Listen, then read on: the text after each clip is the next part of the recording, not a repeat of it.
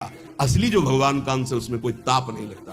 तो इसलिए भगवान शरीर, जैसे ये कपड़ा जल जाए तो अपने को क्या फर्क पड़ेगा, हम तो बच गए, बोले बड़ी कृपा हम बच गए, कपड़ा जल गया। ऐसे ही कपड़ा जलता है, हम बिल्कुल नहीं जलते, हमें न कोई शस्त्र छेद सकता है नाग नहीं। तो ये जब भगवान का अंश जीव है, भगवान ये जानते इसलिए दया नहीं करते। अब कोई सही ढंग से चले और फिर उसके कपड़े में भी खरोच आने की बात होगी तो भगवान नहीं आने देंगे।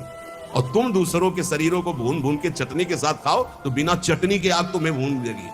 हमारी बातें बुरी लगेगी लेकिन लिख लो, बिल्कुल फायर विकेट तब आएगी जब भून के तैयार हो जाओगे।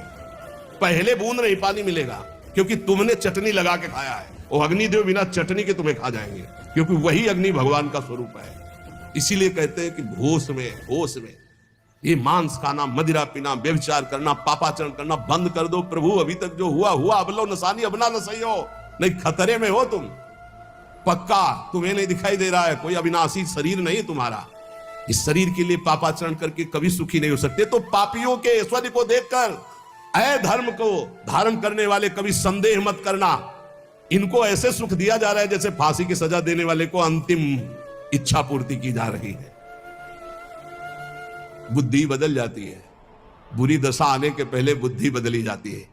आप ना आवे ताई तहां ले जाए, वहीं ले जाएगी जहां उसका नाश होना है। बहुत सावधानी से, कोई गलती हो जाए, कोई पाप हो जाए तो तत्काल महापुरुषों से मिलो, संतों से। हमने ये अपराध कर दिया, उसका प्रायश्चित बता दो या हमें दंड दे दो और आगे से कभी नहीं करूंगा, अब मुझे उपाय बता। वो जो बोले, वृंदावन की परिक्रमा लगा लो, उपवास कर लो, ऐसा कर लो, बस बिना विचारे कर दो। उनके वचन से पाप नष्ट हो जाएंगे। क्रिया मात्र तो केवल एक निमित्त है, उनके वचन की तुम ये कर लो, ये ठीक हो जाएगा। तुम्हारा जीवन नष्ट नहीं हो पाएगा। यदि कोई गलती हो जाए तो उसका प्रायश्चित कर लो। देखो, जो भगवान का भजन करते हैं, कभी भगवान से कुछ मांगते नहीं, उनकी पूरी जिम्मेवारी भगवान स्वयं ले लेते हैं। अगर तुम मांगना ही है तो भगवान से भजन मांगो, भजन कि मेरा निरंतर भजन बनता रहे। तुम अल्पज्ञ हो, भजन के सिवा और जो भी मांगोगे वो धोखा हो जाएगा, कोई लाभ नहीं है। ध्रुव जी को भी बड़ी अशांति हुई थी परम पद मिलने का, अटल पद भी मिलने के बाद। यदि तुम भजन करने वाले हो तो तुम्हारी निंदा होगी पक्का।